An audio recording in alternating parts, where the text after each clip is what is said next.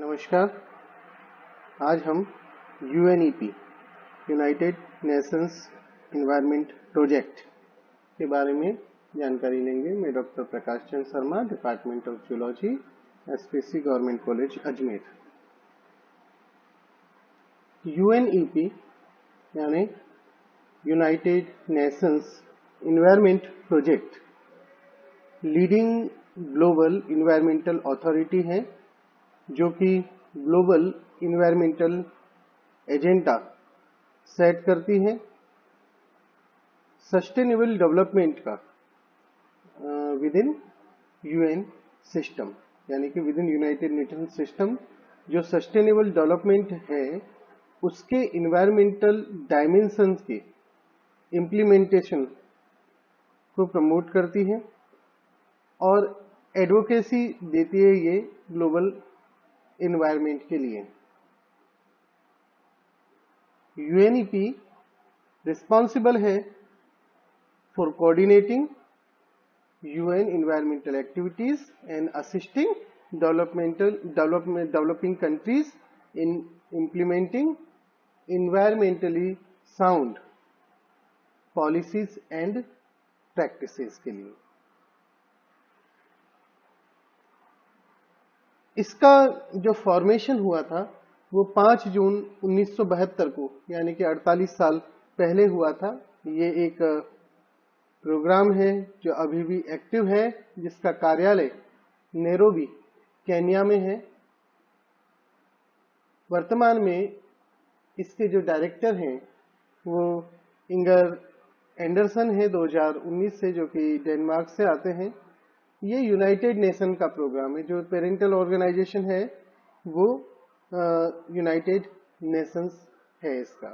तो 1972 में एक कनेडियन बिजनेसमैन थे मॉरिस स्ट्रॉन्ग, उन्होंने स्टॉकहोम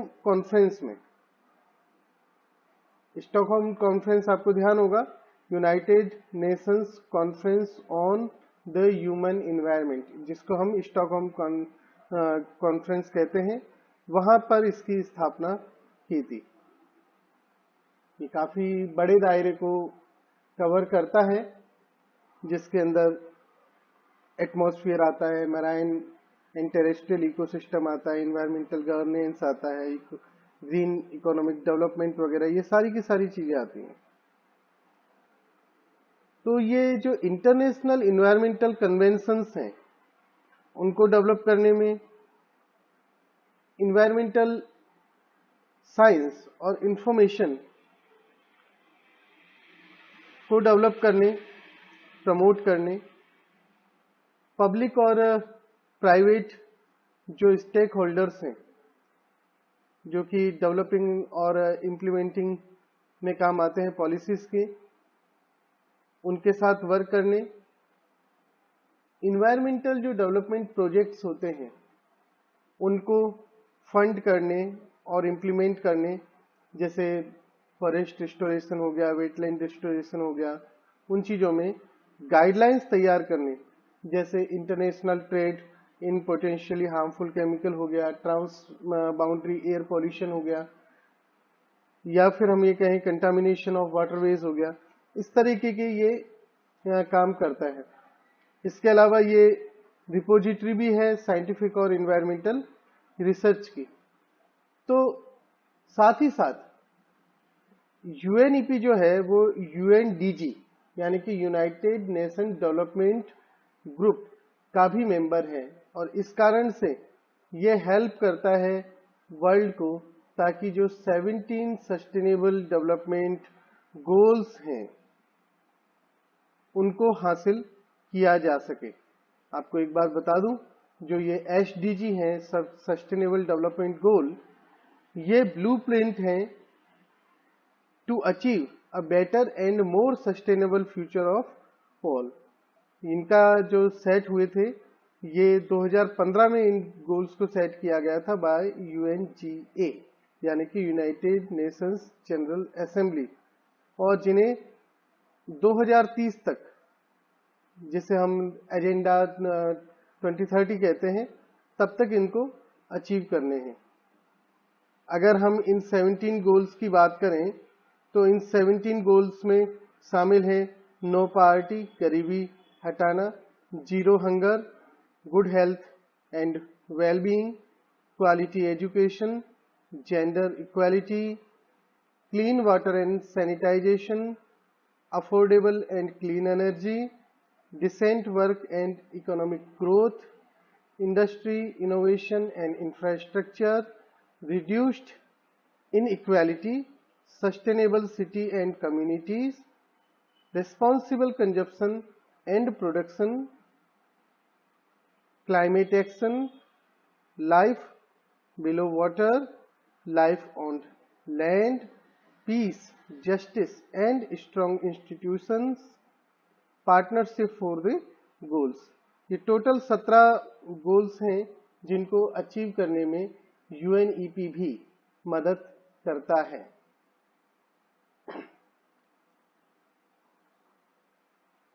साथ ही साथ ये हेल्प करता है टू क्रिएट और implement environmental treaties and institutions. ये इम्प्लीमेंटिंग एजेंसी भी है कई एजेंसी के साथ साथ GEF की यानी कि ग्लोबल इन्वायरमेंटल फैसिलिटी की, और इसको जो टोटली, और हाँ आपको एक चीज और बता दूं, ये GEF है क्या, ये एक मल्टीलेटरल फंड है for implementation of Montreal protocol and international cyanide management code का भी ये एक इम्प्लीमेंटिंग एजेंसी है। और इसमें जो भी फंड आता है वो वॉलेंटरी कंट्रीब्यूशन के माध्यम से ही आता है। अगर इसकी गवर्नेंस की हम बात करें तो फिलहाल इसके जो एग्जीक्यूटिव डायरेक्टर हैं वो इंगर एंडरसन है, डेनमार्क से हैं, जैसा मैंने आपको बताया। इन्हें UN general secretary Antonio Guterres ने फरवरी 19 के अंदर इसका एग्जीक्यूटिव डायरेक्टर बनाया था।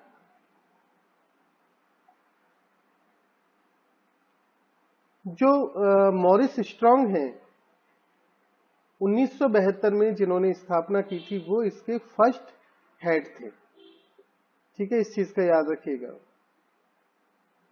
इसकी जो अगर हम गवर्निंग बॉडी की बात करें तो जो यूनाइटेड नेशंस इन्वायरमेंटल असेंबली है वो यूएनईपी की गवर्निंग बॉडी होती है, जो कि जून 2012 के अंदर रिप्लेस कर दी गई गवर्निंग काउंसिल के माध्यम से। और इसमें अभी वर्तमान में 193 मेंबर्स हैं और ये प्रत्येक 2 वर्ष में मिलते हैं। इसके स्ट्रक्चर में अगर हम देखें यूएनईपी के, तो यहां पर 8 डिवीजन हैं। पहला division science division. Science division क्या करता है, ये प्रोवाइड करता है timely, scientifically credible, policy relevant environmental assessment, data and information. इसका काम है असेसमेंट, डाटा और इंफॉर्मेशन प्रोवाइड करना for decision making and action planning for sustainable development. ये मॉनिटर करता है, एनालाइज करता है और रिपोर्ट करता है ग्लोबल इन्वायरमेंट के स्टेटस को। प्रत्येक देश के हिसाब से ये कार्य करता है, तो मतलब प्रत्येक देश की रिपोर्ट करता है। ये पॉलिसीज को असेस करता है, ट्रेंड्स के बारे में पता लगाता है, और साथ ही साथ ये जो डिवीजन है इसका अर्ली वार्निंग, जो इन्वायरमेंटल थ्रेट्स की हो सकती है उस अर्ली वार्निंग को भी ये बताता है। तो साथ ही साथ जो हमने 2030 एजेंडा और एसडीजीज बोला, उनके लिए भी ये मॉनिटरिंग और रिपोर्टिंग का अभी बड़ा केंद्र है। दूसरा जो डिवीजन है इसका पॉलिसी एंड प्रोग्राम डिवीजन। ये डिवीजन कंसोलिडेट करता है पॉलिसी को, प्रोग्राम्स को, मॉनिटरिंग को, gender and social safeguard functions को जो कि यूएनईपी के हो रहे हैं उन सबको कंसोलिडेट करता है। और साथ ही साथ ये यूएन सिस्टम के जो अदर कंपोनेंट्स हैं उनके साथ इंगेज होता है। और ये भी 2030 जो एजेंडा है उसका एक की फंक्शनरी है। ये सुनिश्चित करता है कि जो कोऑर्डिनेशन रहे ओवरऑल, ठीक है, स्ट्रेटेजी, पॉलिसी और प्रोग्राम लेवल पे कोऑर्डिनेशन प्रॉपर रहे, उसको ये डिवीजन सुनिश्चित करता है। तीसरा जो डिवीजन है वो है ecosystem division. Ecosystem division support provide करता है कंट्रीज को to conserve, restore and sustainably manage their terrestrial, fresh water and marine ecosystems. तो ये इकोसिस्टम मैनेजमेंट, प्रोटेक्शन, रिस्टोरेशन के लिए कंट्रीज को सपोर्ट करता है। उनकी बायोडाइवर्सिटी जो है, उसके प्रोडक्ट्स, उनकी सर्विसेज जो है, उनको कैसे सस्टेनेबली मैनर में सपोर्ट किया जाए, उस चीज मैनेज किया जाए, उसका भी ये देता है असेसमेंट। ये इन्वायरमेंटल जो कॉजेज हैं और डिजास्टर्स हैं, उनके जो कंसिक्वेंसेज हैं, उनको भी ये एड्रेस करता है। ये कंट्रीज को हेल्प करता है ताकि पॉल्यूशन को रिड्यूस किया जा सके, खासतौर पे वो जो कि लैंड बेस्ड एक्टिविटीज के जरिए हो रखा है।